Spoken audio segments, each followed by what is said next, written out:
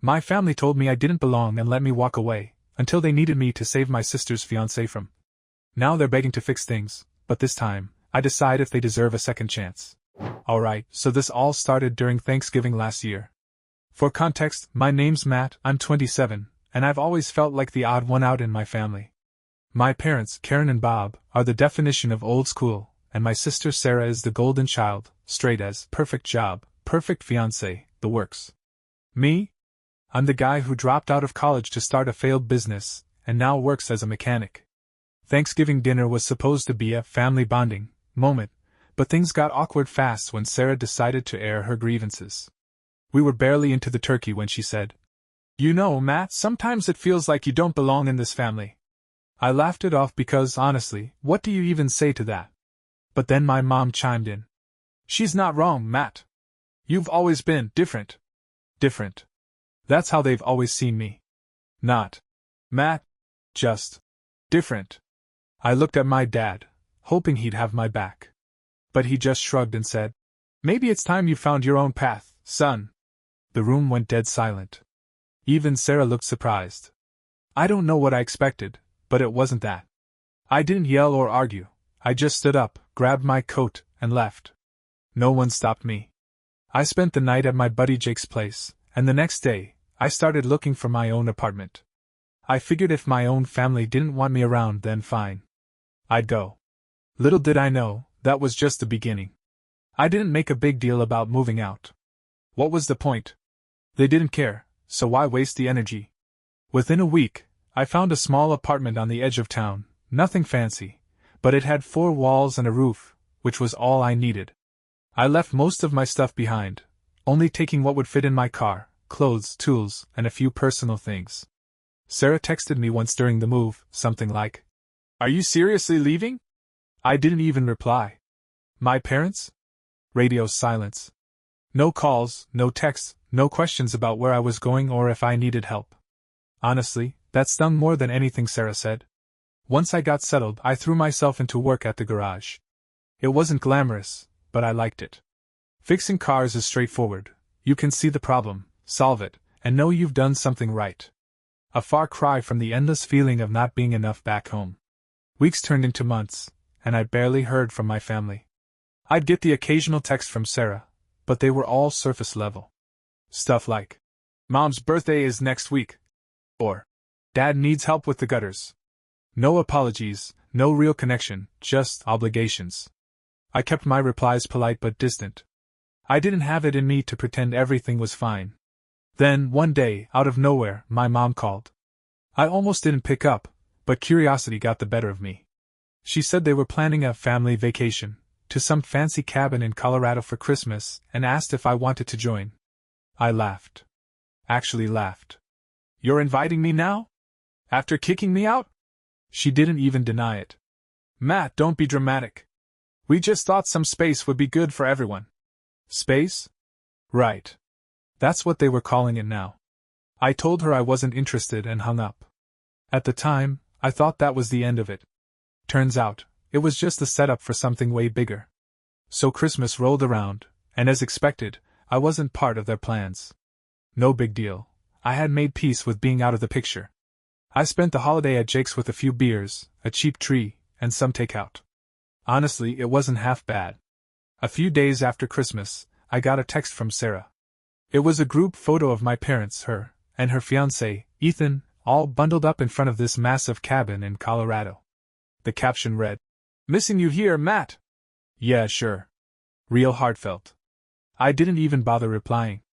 I thought that was the last I'd hear from them until New Year's, but then, 3 days later, my phone started blowing up.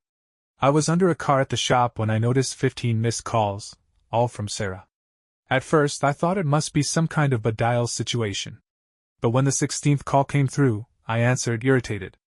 "What, Sarah?" Her voice was frantic, like full-on panic mode. "Matt! We need your help. Please!"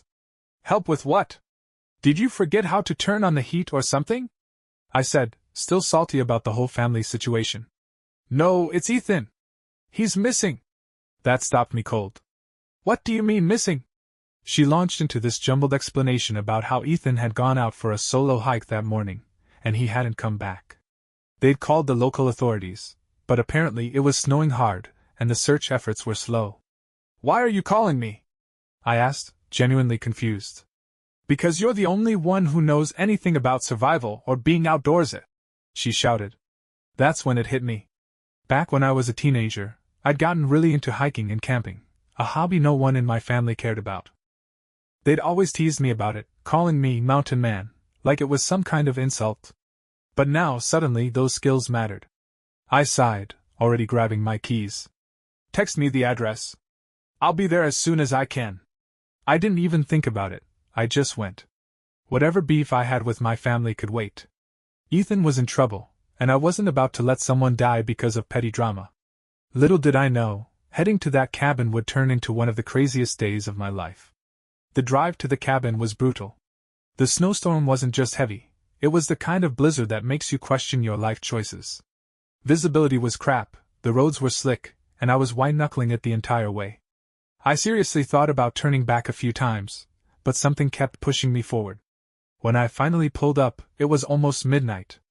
The cabin was as ridiculous as I imagined, big enough to fit 3 families, with Christmas lights still twinkling like something out of a movie. Sarah came running out as soon as she saw my headlights. She looked like a mess. Her makeup was streaked, and her coat wasn't even zipped. "Thank God you're here," she said, practically yanking me out of the car. Inside, my parents were sitting by the fireplace, looking anxious. They barely acknowledged me. Typical. Sarah dragged me to the kitchen, where she shoved a map of the area in my face. "This is where Ethan said he was going," she said, pointing to some trail near a ridge. "He should have been back hours ago." "How long has he been gone?" I asked. She glanced at the clock. "Almost 12 hours now." 12 hours in a snowstorm? That wasn't good. I studied the map, trying to gauge how far he could have gotten. The ridge trail wasn't crazy long, but with the snow coming down the way it was, he could have easily gotten turned around. "Did he take any gear?" I asked. "Just a small backpack and his phone," Sarah said, biting her nails. "No emergency supplies? No flares? Nothing?" She just shook her head. Great. This guy went into the wilderness in the middle of winter with the preparedness of a toddler. I grabbed my old hiking pack from the car and started loading it with essentials: flashlight, rope, first aid kit, extra layers. As I was packing, my dad finally spoke up. "Are you sure you know what you're doing?" I looked at him, barely holding back a sarcastic reply. "I guess we'll find out, huh?" Sarah offered to come with me, but I shut that down immediately. "You'll just slow me down," I said. "Stay here and wait for updates." She didn't argue, just nodded and looked like she might cry again. With that, I set out into the storm. The second I stepped off the porch, the wind cut through me like a knife. I adjusted my scarf, pulled my hood tighter, and started walking toward the trail. I told myself I was doing this for Ethan. But part of me couldn't ignore the small, bitter voice in my head: they didn't want you around, but now they're desperate for your help. I pushed the thought away and focused on the mission. I wasn't about to let anyone freeze to death on my watch. The second I hit the trail, I realized just how bad the conditions were. The snow was already knee-deep in some spots, and the wind was howling like a banshee. The flashlight barely cut through the darkness, and every step felt like a battle. I kept thinking about Ethan, how unprepared he was, how far he could have gotten before realizing he was in over his head. My gut told me he was either hunkered down somewhere, trying to stay warm, or wandering aimlessly, which was way more dangerous. After about an hour, I came across a set of footprints. They were faint, almost completely buried by fresh snow, but they were there. I crouched down and checked them out. Boots, definitely not mine. Had to be Ethan's. "All right, buddy," I muttered to myself. "You're out here somewhere." I followed the tracks for a while, but then they just stopped. Like out of nowhere. I scanned the area with my flashlight, trying to figure out where he could have gone. That's when I noticed a small drop-off nearby, maybe 6 or 7 feet down. Carefully, I made my way over and shone the light down. Sure enough, there was a slide in the snow where it looked like someone had fallen. My heart rate shot up. "Ethan!" I shouted, my voice barely carrying over the wind. Nothing. I climbed down the slope and kept going. The trees were thicker here, which helped cut the wind a bit, but it also made it harder to see. I was about to call out again when I heard something, a faint sound like crying. I froze, listening hard. The sound came again, this time louder. Definitely crying. Ethan! It's Matt! Keep making noise so I can find you! The crying turned into a mix of sobs and shouts. Over here! I bolted toward the voice, weaving through the trees and praying I wouldn't lose him. Finally, my flashlight caught something, a figure slumped against a tree, covered in snow. It was Ethan. He looked like hell. His face was pale, his lips were blue, and he was shaking so hard I could hear his teeth chattering. Holy crap, man, I said, dropping to my knees next to him. You're lucky I found you. Matt? He mumbled, his voice barely audible. Yeah, it's me. Don't worry, I've got you. I quickly pulled out my emergency blanket and wrapped it around him. His hands were like ice when I grabbed them, and it was clear he couldn't walk on his own. All right, buddy, I said, trying to sound calm even though I was freaking out inside. We need to get you out of here. Can you stand? He shook his head weakly. Okay, I said, adjusting my pack. Guess I'm carrying you. The trek back to the cabin was going to be a nightmare, but there was no way I was leaving him out here. This was just the beginning of a very long night. Carrying Ethan through the storm was like trying to drag a bag of bricks uphill in quicksand. He wasn't heavy, but between the snow, the cold, and his dead weight leaning against me, every step felt like a marathon. Stay awake, Ethan, I kept saying, glancing down at him as I half-carried, half-dragged him. You nod off, and I'm leaving you here. He gave a weak chuckle at that, which I took as a good sign. The trail back was almost impossible to follow. The snow had gotten worse, and my footprints from earlier were long gone. Every few minutes, I had to stop to catch my breath and adjust the blanket around Ethan. I could feel the cold creeping into my fingers and toes, but I shoved it aside. If I was feeling it, Ethan had to be feeling it 10 times worse. About halfway back, things took a turn. Ethan started mumbling, nonsense at first, then random bits about Sarah. She's gonna kill me, he muttered, his head lolling against my shoulder. Yeah, well, she might have to get in line, I said, trying to keep him talking. No, you don't get it, he slurred. She told me not to go. Said I was showing off. I paused for a second, adjusting my grip on him. What do you mean, showing off? She was mad, he said, his words trailing off. We fought. Great. Just great. So this whole disaster started because Sarah and Ethan had some stupid argument, and he stormed off to prove a point. I didn't have the energy to be mad about it yet, but I filed it away for later. We were maybe 20 minutes from the cabin when I realized Ethan's mumbling had stopped. His head was drooping, and his body felt heavier against me. Hey, no, I said, giving him a shake. You don't get to pass out on me, all right? We're almost there. No response. Ethan! I yelled, stopping and crouching down to get a better look at him. His eyes were half closed, and his breathing was shallow. I panicked for half a second, then snapped into action. I grabbed the spare thermal shirt from my pack and shoved it under his coat, then adjusted the blanket to cover his face. Come on, man! Don't do this now. With no other choice, I hoisted him up onto my back in a fireman's carry. It wasn't graceful, but it was faster. My legs burned with every step, and my lungs felt like they were freezing over, but I didn't stop. By the time I saw the lights of the cabin, I was on the verge of collapsing. I stumbled up to the door and kicked it hard with my boot. The door flew open, and Sarah was there, her face pale and panicked. Oh my God, Matt! She screamed. Call an ambulance! I barked, practically dumping Ethan into her arms as I staggered inside. My dad jumped up from the couch, and for once, he didn't have anything to say. He just grabbed a blanket and helped wrap Ethan up while my mom fumbled with her phone, trying to call 911. I leaned against the wall, completely spent. My legs felt like jelly, and my hands were numb, but I couldn't help noticing the looks on their faces, pure shock, like they couldn't believe I'd actually done it. Yeah, I muttered under my breath, sliding down to sit on the floor. You're welcome. The paramedic showed up about 20 minutes later, though it felt like hours. By that point, Ethan was barely conscious. They rushed him out on a stretcher, and Sarah climbed into the ambulance with him. She didn't even look at me as they drove off. I just stood there, leaning against the porch railing, staring at the taillights disappearing into the snowstorm. The adrenaline had worn off, and now all I felt was exhaustion. My dad came out a few minutes later, a mug of coffee in his hand. "You all right?" he asked, holding the mug out to me.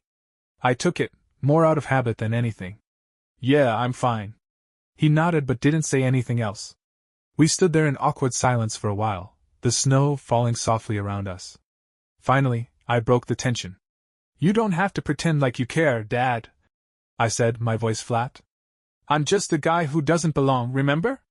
He winced like I'd hit him. "That's not—" "Save it!" I cut him off, setting the coffee on the railing. "I didn't come here for you or Mom or Sarah. I came because Ethan needed help. That's it." He didn't argue. He just looked down at his boots, like he couldn't face me. After a long pause, he said, "You did good tonight, Matt." I snorted. "Yeah, thanks for the validation. Real meaningful." I turned and went back inside before he could say anything else. My mom was pacing in the living room, still clutching her phone. When she saw me, she started in immediately. "Did Ethan say anything about what happened? Why would he even go out there alone? What were you thinking taking so long to get here?" I held up a hand to stop her. "Nope. We're not doing this. You're not about to spin this into something that's my fault." She blinked, caught off guard. "Matt, I didn't mean." "You meant exactly what you said." I shot back. "You always do. But here's the thing, I'm not your scapegoat anymore. You didn't want me around, remember? So maybe focus on the people you actually care about." She opened her mouth to respond, but nothing came out. For once, she didn't have a comeback. Without waiting for her to recover, I grabbed my coat and headed for the door.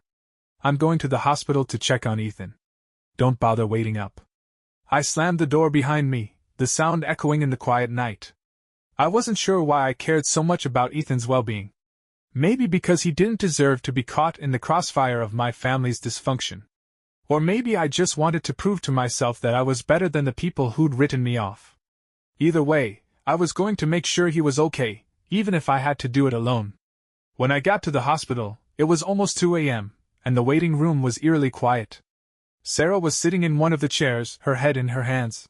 She looked up when she heard me come in, her face a mix of exhaustion and relief. "Matt," she said, standing up. "They just took Ethan in for evaluation. They think he's got hypothermia and maybe frostbite on his fingers, but they're optimistic he'll pull through." "That's good," I said, keeping my tone neutral. I didn't want to get into anything with her, not here. Sarah hesitated, like she wanted to say something else, but I brushed past her and went to the reception desk to ask about Ethan. They wouldn't let me see him yet, so I sat down a few chairs away from Sarah. The silence between us was heavy. I could feel her looking at me, but I refused to make eye contact. After a few minutes, she broke the tension. "You didn't have to come," she said softly. I let out a dry laugh. "Yeah, I didn't. But I did anyway." "Why?" That question caught me off guard. I leaned back in the chair, staring up at the ceiling. "Because someone needed to. And clearly, it wasn't going to be you or Mom or Dad." Her face flushed, and I saw her bite her lip. "That's not fair. Isn't it?" I shot back, finally looking at her. "You guys only call me when you need something.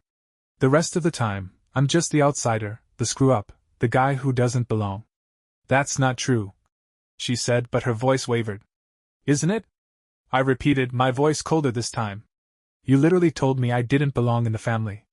Right before Mom and Dad doubled down on it." She flinched like I'd slapped her. "I didn't mean it like that," she said quietly. "Then how did you mean it, Sarah?" She didn't answer. Instead, she looked down at her hands, twisting the ring on her finger. "I'm sorry," she finally said, her voice barely audible. I didn't respond. I didn't trust myself to say anything that wouldn't escalate the situation, and honestly, I wasn't ready to let her off the hook. A nurse came out a little while later to let us know Ethan was stable and awake. Sarah shot up from her chair and practically ran to his room. I stayed back, giving them some space. When I finally went in, Ethan looked rough. His face was pale, and his hands were bandaged, but he managed a weak smile when he saw me. "Hey," he said, his voice hoarse. "Hey," I replied, standing awkwardly at the foot of his bed. "How you feeling?" "Like I got hit by a snowplow," he said, chuckling weakly. "Sounds about right." Sarah sat in the chair next to him, holding his hand like her life depended on it. She looked up at me and said, "He told me what happened. How you found him, carried him back in that storm. Matt, you saved his life." I shrugged, uncomfortable with the attention. "I just did what needed to be done." Ethan's voice was soft but firm. "No, seriously, man. I owe you everything. If you hadn't shown up." He trailed off, his eyes watery. I looked at him, then at Sarah, and sighed. "You don't owe me anything, Ethan. Just don't pull a stunt like that again." I meant it as a joke, but the way Sarah looked at me, like she was seeing me for the first time, made me wonder if something had finally shifted. Maybe. But I wasn't holding my breath. I didn't stick around long after that. Ethan was safe, and I'd done what I came to do. As I was heading out of the hospital, Sarah caught up to me in the parking lot. "Matt, wait," she called out, her breath visible in the freezing air. I stopped but didn't turn around. "What is it, Sarah?" I wanted to say thank you. For everything. I mean it." I glanced at her over my shoulder. "Yeah, well, don't expect me to stick around waiting for the next emergency." She flinched, but I wasn't trying to be cruel. I was just tired. "I know we've treated you like crap," she said quietly. "And you don't have to forgive me, but I'm going to try to fix this. I swear." I nodded, not ready to unpack all of that yet. "Take care of Ethan. That's all that matters right now." Without waiting for her reply, I got in my car and drove off. Whatever fixing she had in mind, I wasn't sure I believed it. Not yet. I spent the next few days trying to get back to normal. Work at the garage was a welcome distraction, straightforward, predictable, and quiet. No family drama, just me and the sound of engines.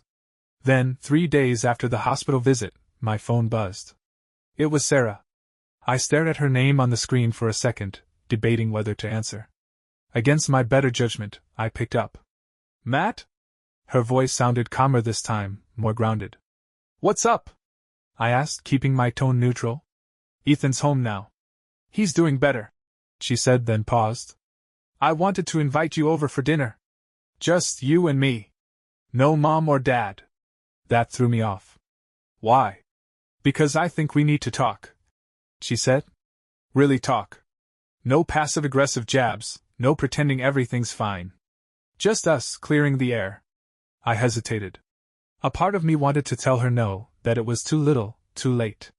But another part, the part that still cared, even after everything, thought maybe this was worth hearing out. "All right," I said finally. "But if this turns into a lecture, I'm walking out." "It won't," she promised. "Thursday night, my place. I'll text you the details." I hung up, already regretting agreeing. Still, something about her tone made me curious. For once, it sounded like she actually meant it. Thursday came faster than I expected. I almost bailed twice, but curiosity, or maybe stubbornness, kept me from backing out. Sarah's place was surprisingly cozy, warm lighting, candles on the table, and actual effort in the meals she cooked. I expected takeout, but she made homemade lasagna. "Didn't know you could cook," I said, sitting down. She smirked. "Figured I'd bribe you with food so you wouldn't leave." We ate in relative silence at first. It wasn't awkward, just unfamiliar. Eventually, Sarah set her fork down and sighed. "Look, Matt," she started. "I know I've been awful to you. And so have Mom and Dad. I've been thinking a lot about that." I stayed quiet, letting her talk. I think I treated you like an outsider because I didn't know how to deal with the fact that you were different. You didn't follow the same path I did, and instead of accepting that, I acted like it made you less." That hit harder than I expected. I set my glass down and exhaled. "Yeah. You did." She nodded, eyes watering a little. "I was wrong. And I don't expect you to forgive me overnight, but I want to fix this. If you'll let me." For the first time, her words felt real. Not forced, not guilt-driven, just real. I leaned back, studying her. "It's gonna take time, Sarah." "I know," she said quickly. "But I'll do the work. I promise." I didn't fully trust it yet. But for the first time in years, I felt like maybe, I wasn't as alone as I thought. Sarah kept her word, at least for now. Over the next couple of weeks, she actually made an effort. She texted me without needing a favor, invited me over for dinner again, and even stopped by the garage once just to say hi. It was weird. In a good way, but still weird. One night I got a text from her. Coming by. Don't argue. Just be home. An hour later, she showed up at my apartment with a 6-pack of beer and a shoebox. She plopped it on my table and gestured for me to open it. Inside were old photos, us as kids, birthdays, random Christmas mornings, and even some of me during my camping phase. I found these at Mom and Dad's, she said, sitting across from me. Figured you might want them. I picked up a picture of us from when we were little, sitting in the backyard eating popsicles, faces covered in sticky red and blue. For a second, I didn't know what to say. Thanks, I finally muttered. Sarah cracked open a beer and took a sip. I know I can't erase everything, Matt. But I want to at least remind you that you did belong. Maybe not in the way Mom and Dad wanted, but in our way. I looked at her, then back at the photos. It didn't fix everything. But it was something. Maybe, for the first time in a long time, we were actually getting somewhere. Just when I started thinking things might actually be improving, Mom called. I almost didn't answer, but curiosity won. Yeah? I said, keeping it short. We need to talk, she said, her tone clipped. Dinner. Tomorrow night. Our house. I sighed. Is this an ambush? Matthew. She only used my full name when she was serious. Just come. Against my better judgment, I agreed. The next night, I walked into my parents' house for the first time in months. The second I stepped inside, the memories flooded back, not all bad, but not all good either. Mom and Dad were already at the table, looking stiff. Sarah was there too, giving me a reassuring nod. We ate in near silence. Then, finally, Dad cleared his throat. Sarah tells us you saved Ethan's life. I set my fork down. Yeah. I did. Mom sighed, rubbing her temples. We may have been too harsh with you. I almost laughed. May have? Dad frowned but didn't argue. We didn't know how to handle you, Matt. You never did things the normal way. And instead of trying to understand, we pushed you away. It was the closest thing to an apology I'd ever get from him. From both of them. I leaned back, crossing my arms. Why now? Mom looked at Sarah, then at me. Because we almost lost someone. And we realized we've already lost you once. For a second, I didn't know what to say. Part of me wanted to tear into them for years of feeling unwanted. But another part, one I wasn't sure I trusted, wondered if this was their version of trying. I don't know if we can fix this, I admitted. Dad nodded slowly. But maybe we can try. I didn't give them an answer right away. I wasn't sure I had one yet. I didn't give them an answer that night. I told them I'd think about it, then left before the conversation could go any deeper. Sarah texted me afterward. That went better than expected? I wasn't sure. It didn't feel like a breakthrough, just a pause in the war. Over the next few weeks, Mom and Dad actually made an effort. Mom sent texts, not long, emotional ones, but little things like, "Hope work is going well," or, "Made your favorite soup if you want some." Dad even stopped by the garage once, under the pretense of getting his car checked. We barely talked, but before he left, he patted my shoulder and said, "Appreciate what you did for Ethan." It wasn't much. But from him, it was huge. I didn't know if I was ready to fully let them back in, but for the first time, I felt like I had a choice. Not because they needed me, but because they actually wanted me around. And maybe, just maybe, that was enough to take the first step. A month passed. Sarah kept reaching out, Mom stayed consistent with her small attempts, and even Dad, in his own quiet way, was trying. It wasn't perfect. It wasn't even close. But it was something. One night, Sarah called. "We're doing a small dinner next Sunday. No pressure, but I'd like you to come." I hesitated. A few months ago, I would have laughed in her face. But now I wasn't sure. I took a deep breath. "I'll think about it." And for once, I actually meant it. I wasn't ready to forgive everything. I wasn't sure I'd ever fully trust them again. But I did know one thing, I wasn't the outsider anymore. Not because they suddenly accepted me, but because I had finally stopped needing their validation. I belonged wherever I chose to be. And this time, I got to decide if they were worth a second chance.